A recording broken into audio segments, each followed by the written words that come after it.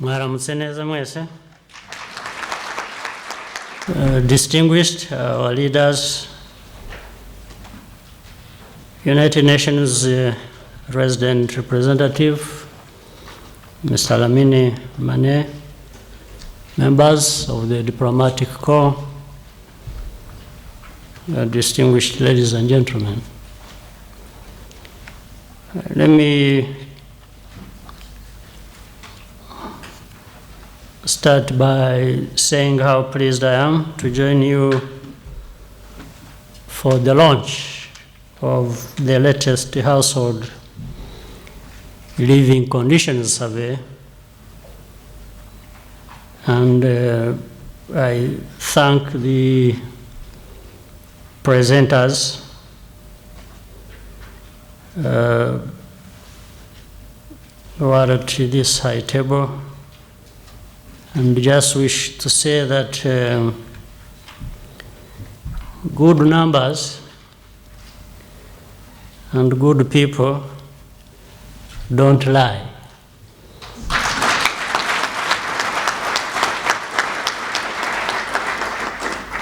But we still have the task to keep improving the numbers. I also thank everyone involved in producing this report. But I would wish to, above all, thank all Rwandans for their continued collaboration with the government institutions and for the active participation in development programs.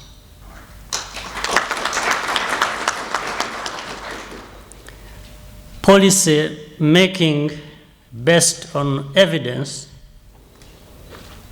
is earning us the results we need as Rwanda continues on its journey towards the socio-economic transformation. With the fast pace of development Rwandans expect, more frequent reporting enables us to make better policy decisions. I therefore commend the shift to 3-year reporting and encourage our institutions to use technology and other means to get updated data at even shorter intervals.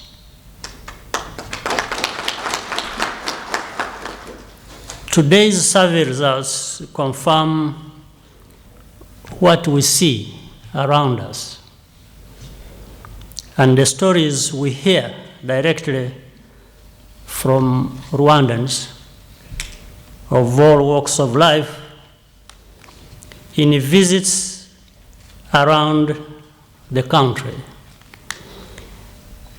You hear messages mainly of hope, not desperation. This leaves us with the fact that there are many problems to deal with, but there is an opening into the future with this hope. Since year 2000, our GDP, as we saw, has nearly quadrupled.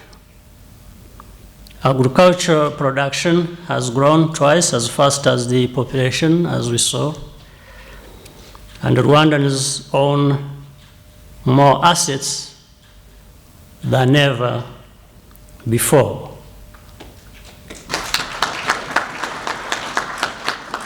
Inequality, which has been put in the correct perspective, also continues to fall, which reflects the values of our society.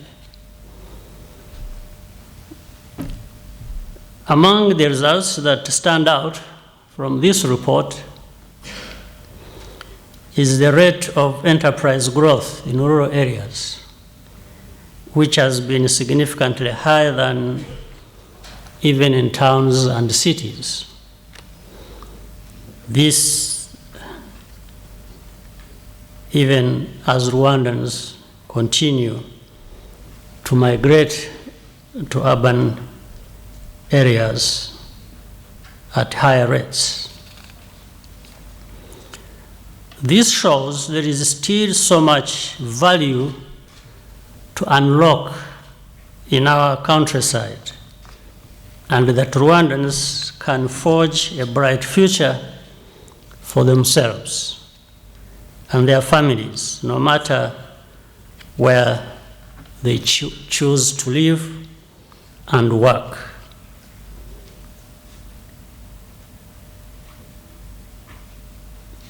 In this case, we'll have to pay attention to our youth. And as earlier mentioned, this opportunity provided by the demographic situation we have should be realized. In response to government's call for relatively smaller family size, fertility has slowed by 1/3 in the last 10 years. But on this, I differ slightly with some people. Please don't slow too much. It's all a question of balance, and certainly, otherwise, we shouldn't be wanting to rely on importing people from outside. But it's all an issue of balance, as I said. So in balancing, please make sure that we get it right. And there are ways to come to that. So we will continue discussing that. This means healthier families with higher incomes and a stronger and more resilient nation overall. I take the opportunity to thank Rwandans for their embrace of this reasonable approach. It's balanced, it's reasonable. Those are the key.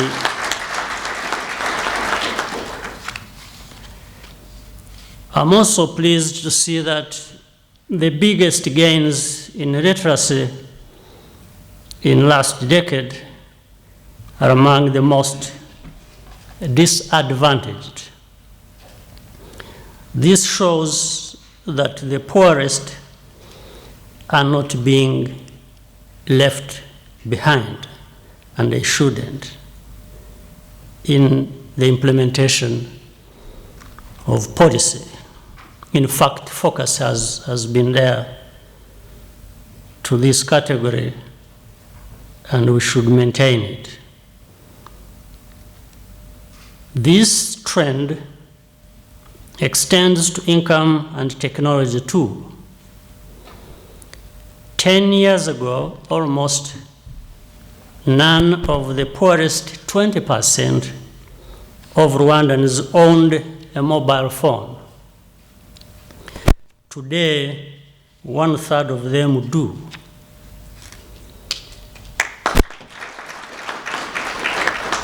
One-third of the poorest 20% is what is being talked about. These improvements are meaningful, and they only happen because of the hard work and commitment of public servants, as well as the contributions of Rwandan taxpayers. And here I also want to thank our development partners.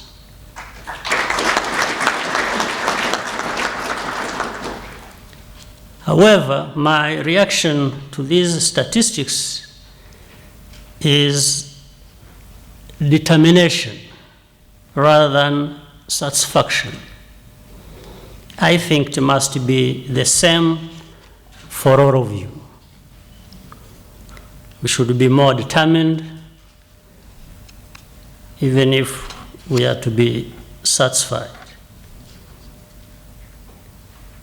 For example, we fell short on creation of non-farm jobs. This may help explain why university graduates have the highest unemployment rate, almost 6 times the national average. We can't allow this worrisome trend to continue. And this will always, of course, continue to be a joint endeavor between our young people, we the parents, and leaders in government and other levels, because there are ways to address this problem, different ways. One of them is if we really continued to invest heavily, for example, in TVET, so that these TVET programs touch people going for education at different levels.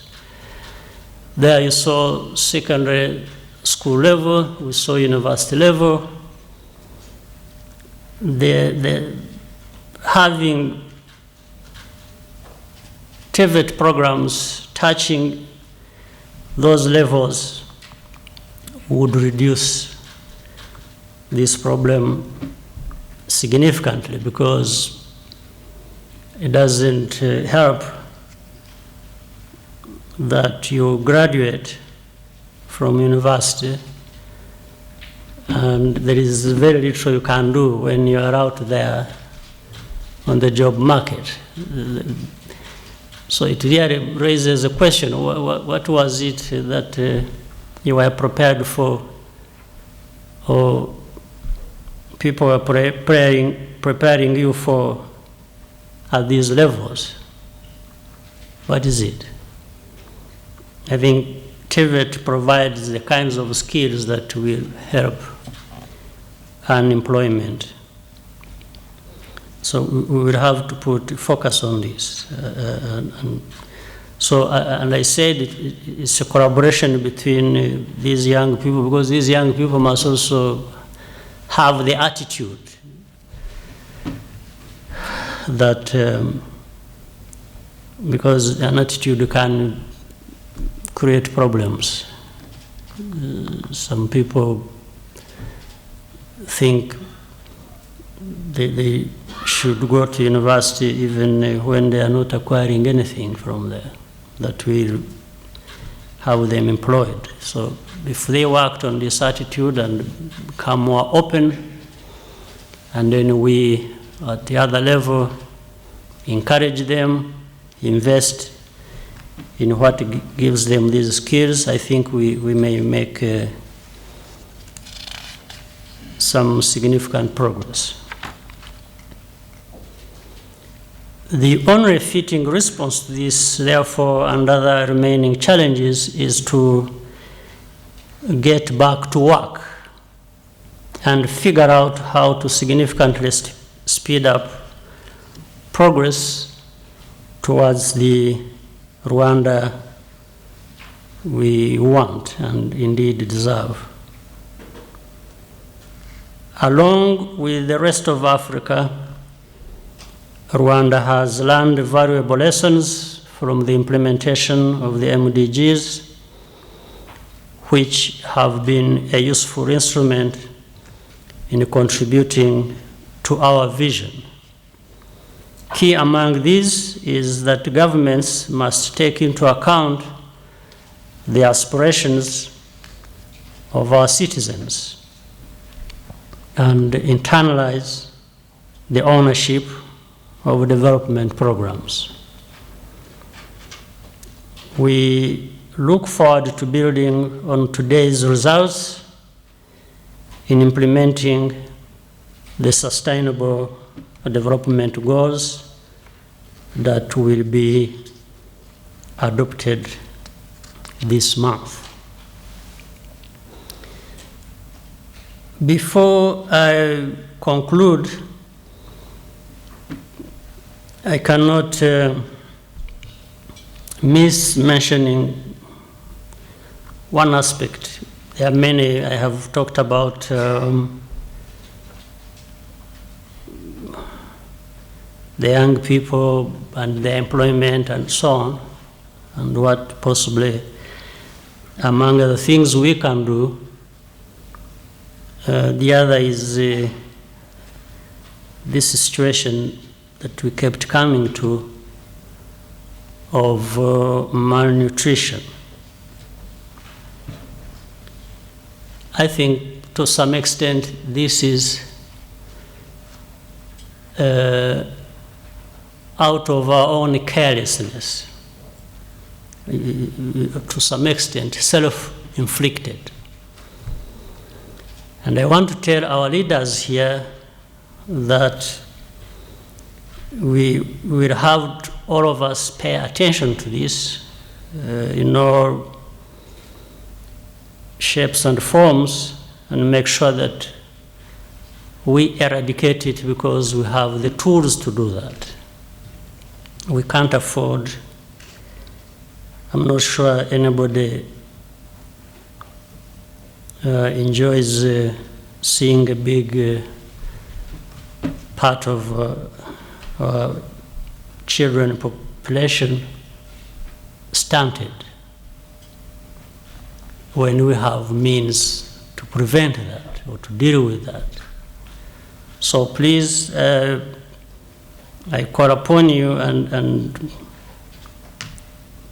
in some polite way warn you that those who have the responsibility will have to pull up their socks, and we will have to do something about this.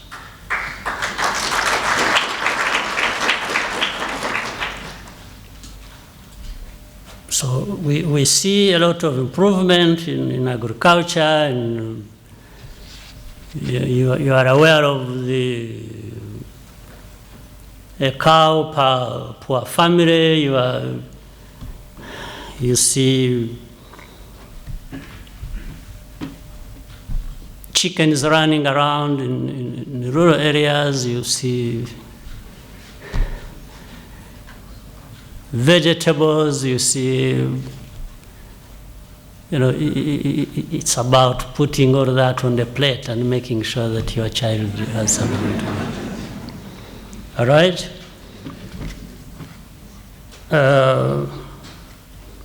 Let me conclude by once again saluting the resilience of Rwandans in the last 2 decades. We have achieved good results despite Rwanda's unfortunate history, as well as other more recent shocks, and the many kinds of complexities we have all along faced. The main value of the progress recorded to date, besides the positive effects on individual lives, is to demonstrate what is possible and what we have that it takes to bring about the transformation of our country and our region. But we must stick to the cause and never take anything for granted. We look forward to continuing this journey in collaboration with all our partners. I thank you very much.